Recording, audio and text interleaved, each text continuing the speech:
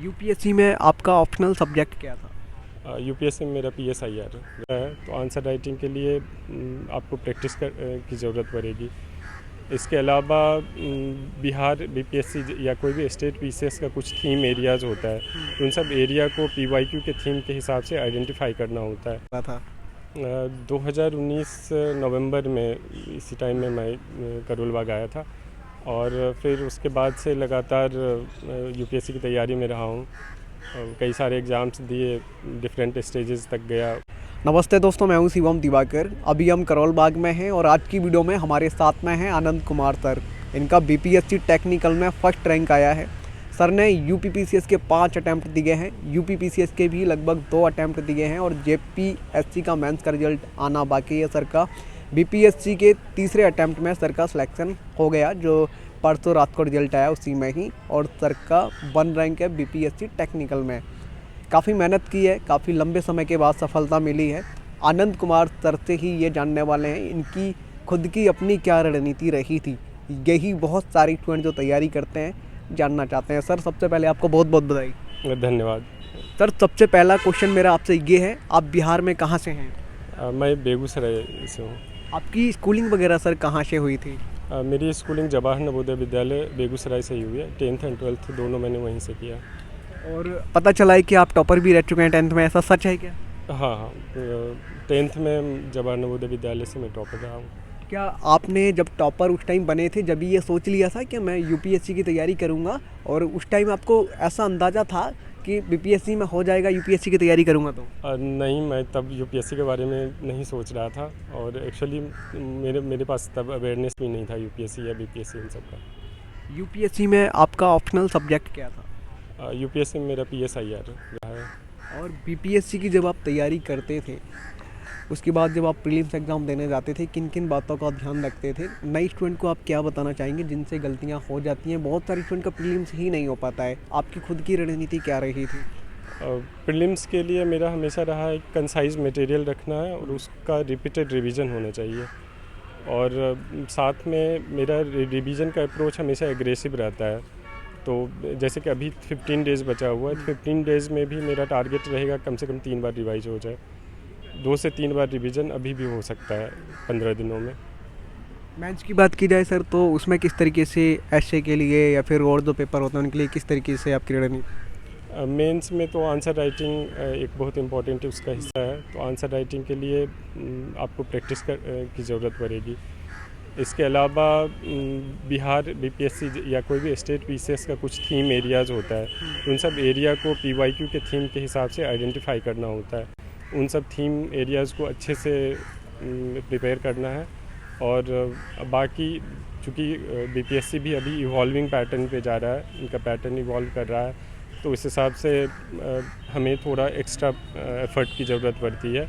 ठीक है, उसके लिए राइट कोचिंग की गाइडेंस की ज़रूरत पड़ेगी। सर, ऐसे में पता चला है आपने काफ़ी अच्छा स्कोर किया है।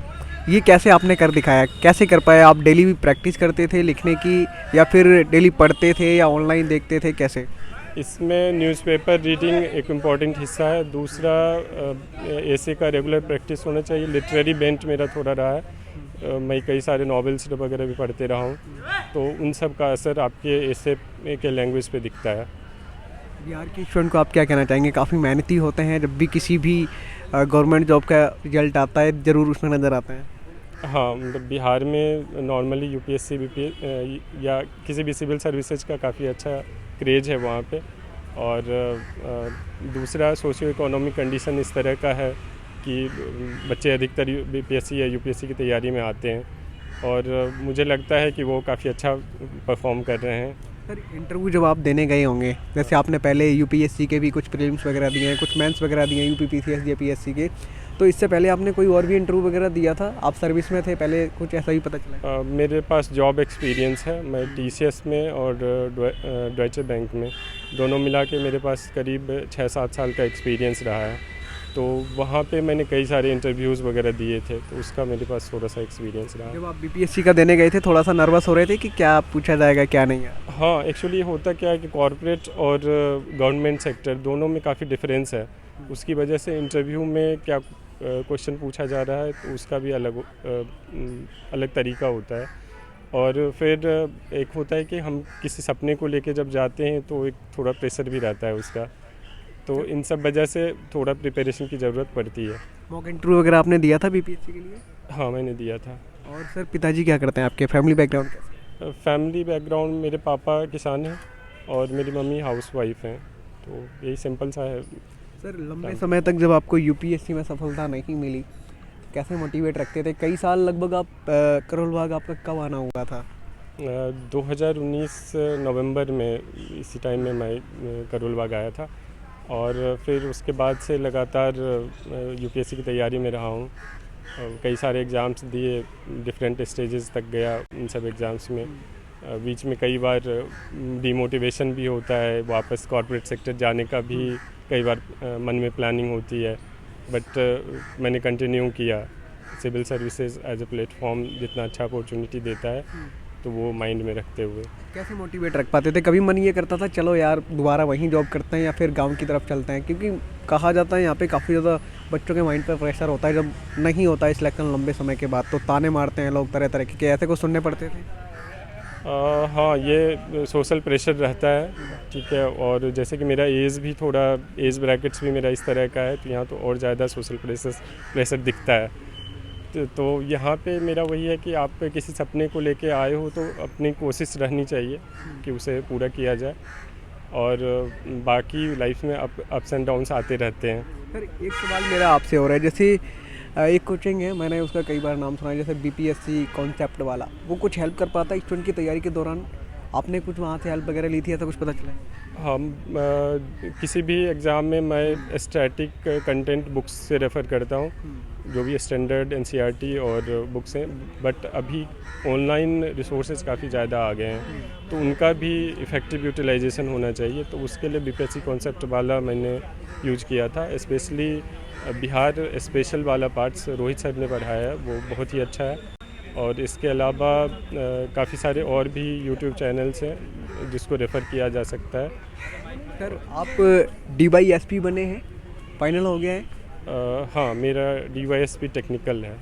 कैसा फील हो रहा है? कभी आप इस पार्क में पहले घूमने आए होंगे जब आप DYSP नहीं बने थे, और आज आपका इसी पार्क में इंटरव्यू हो रहा है बनने के बाद, कैसा फील हो रहा है? काफ़ी खुशी होती है। एक सपना होता है, उस डायरेक्शन में आपको जब सफलता मिलती है, तो ये बेशक काफ़ी खुशी की बात है। इस तैयारी के दौरान कुछ दोस्तों का, कुछ फैमिली के लोगों का सहयोग रहा है, तो नाम बताने की कोशिश कीजिए थोड़ा सा। हाँ, मेरे कई सारे यहाँ के दोस्त रहे हैं, जैसे मेरा फ्लैटमेट सचित हैं, विवेक हैं ऑलरेडी फॉरेस्ट सर्विस में, सूर्यभान हैं IAS हैं, रैंक 27 लाए थे, तो इन सब का भी काफ़ी गाइडेंस रहा है। ओके दोस्तों, आज हम एक पार्क में थे और इस पार्क का नाम सर क्या था? ये सिंधी पार्क है। करोल बाग का। यहाँ पे बहुत सारे स्टूडेंट आपको पढ़ते हुए मिल जाएंगे। सर एक लास्ट आखिरी सवाल ये है, जिन स्टूडेंट का इस बार नहीं हो पाया है, कई बार उनके हाथ निराशा लग जाती है, उनको आप क्या कहना चाहेंगे? डिमोटिवेट हो जाते हैं, धैर्य बनाए और रखना है, कई बार लंबा समय लग सकता है, जैसे आप एक जीता जागता उदाहरण है। पैसेंस इन एग्ज़ाम्स में काफ़ी इम्पोर्टेंट है। जैसे कि मतलब मैंने भी कई सारा असफलता देखा है इन एग्ज़ाम्स में, तो इस केस में क्योंकि सब्जेक्टिविटी काफ़ी ज़्यादा इन्वॉल्व होता है इन एग्ज़ाम्स में, तो मुझे लगता है कि आपको पैसेंस के साथ अपनी सच्ची मेहनत के साथ लगे रहना चाहिए, सफलता मिलेगी। ओके तो दोस्तों, आज की वीडियो में हमारे साथ में थे Anand Kumar sir, BPSC technical में इनका फर्स्ट रैंक है। ये वीडियो आपको पूरे बिहार में शेयर करना है ताकि वहाँ के स्टूडेंट भी देख पाएँ कि करोल बाग या मुखर्जी नगर में जो स्टूडेंट रहते हैं कैसे तैयारी करके सफलता को प्राप्त करते हैं। मिलते हैं आपसे किसी और वीडियो में। ये वीडियो देखने के लिए आपका बेहद शुक्रिया।